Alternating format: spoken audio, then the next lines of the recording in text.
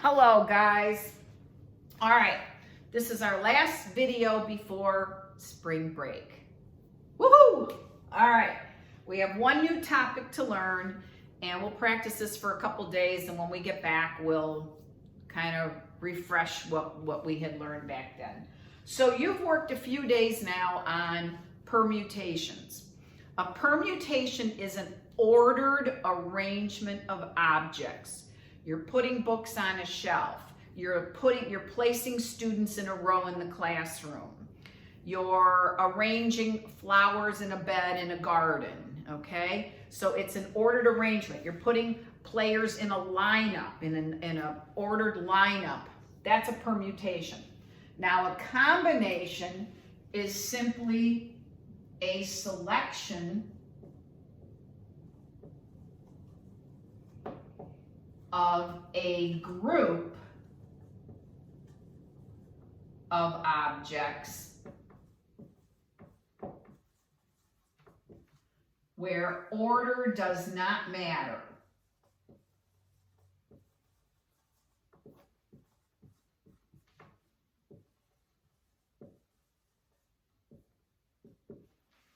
Okay, so for example, let's say there are 26 students in a class and I want to select 5 to be on a committee, just to be on a committee.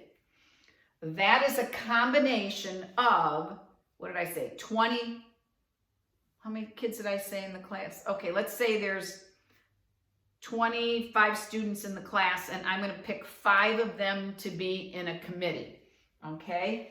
We would designate that as the combination of 25 items taken 5 at a time.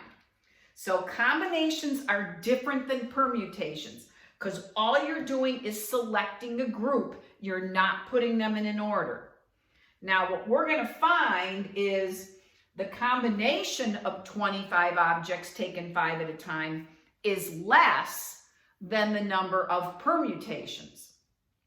So if I'm just selecting 5 kids out of 25, okay, you can look up, this is right underneath the permutation function on your calculator. So remember, you're going to go to math, scroll over to PRB, probability, and you should find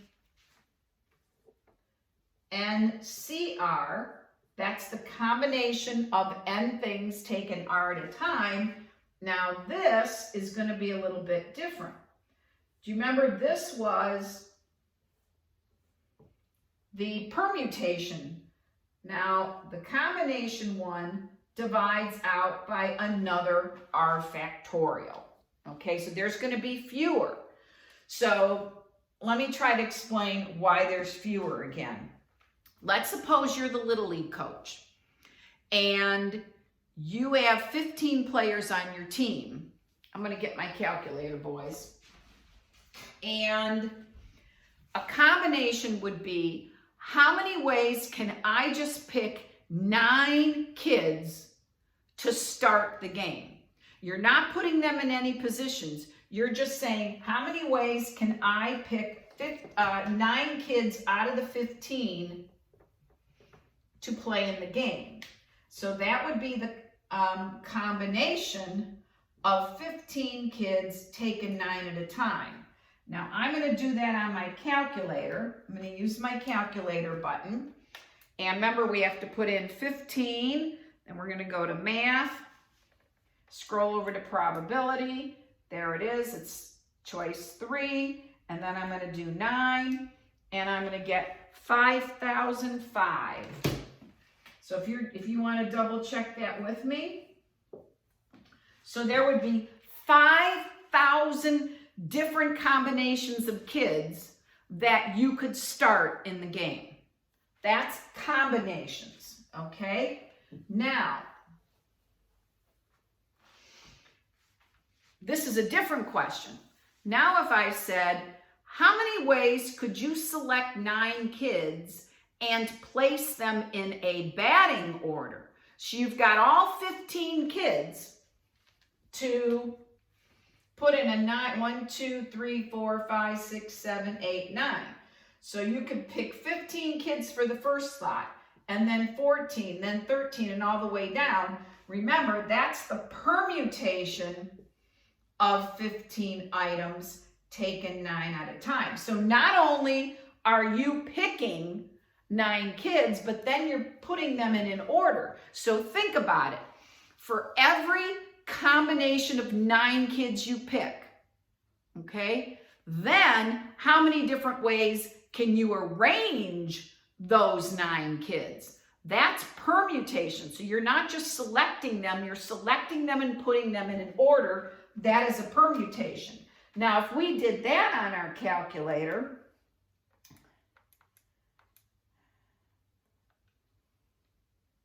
should have figured this out before. Whoa, baby. This is a big number. We're getting 1, 8, 1, 6, 2, 1, 4, 4, 0, 0. So if I go through and do this, this is 1,816,214,400 different lineups you could come up using 9 kids at a time out of all 15 kids that you have. That's a heck of a lot of lineups, okay? Now, why are there so fewer combinations? Well, it's because all you're doing is selecting a group. You're not arranging them. I hope that makes sense. So that's why when we do the combination of n things taken r at a time, it starts out looking like permutations, but then we have to divide out the r factorial, which is the number of ways to arrange our items, because we're not arranging them, we're just picking a group. Okay? So another,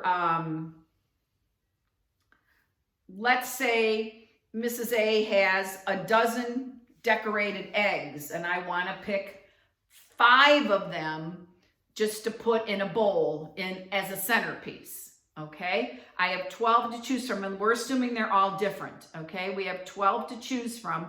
How many different groups of 5 could I put in the bowl? That would be the combination of 12 things taken 5 at a time. Okay, it's a combination. So let's say you go to a pizza place and there's 10 different toppings and you want to put 3 on your pizza. Doesn't really matter what order you put them in. It's not a permutation. You just want to know how many different 3-topping pizzas would there be. Well, that would be the combination of 10 items taken 3 at a time. So the basic difference between combination and permutation is a combination, you're not putting things in an order. You are simply selecting a group. You're selecting so many out of a group. That is a combination. All right, so you've got a worksheet to do on combinations today. That's Tuesday. And then tomorrow, I have a worksheet that I think will be helpful for you that asks you to decide whether something is a permutation or a combination, because my past experience has shown that kids get a little confused with, is this, do I use NPR or NCR when I'm doing these problems? So tomorrow's just going to be nothing new. We're just going to do a little worksheet on distinguishing between permutations and combinations.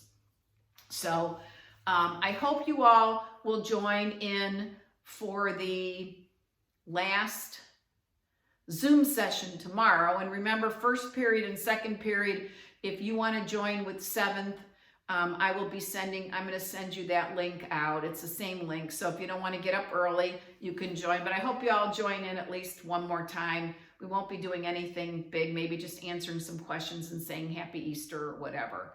So see what you can do on this combination. Use your calculator. You'll find the NCR button on there. And have fun. All right, guys. See ya.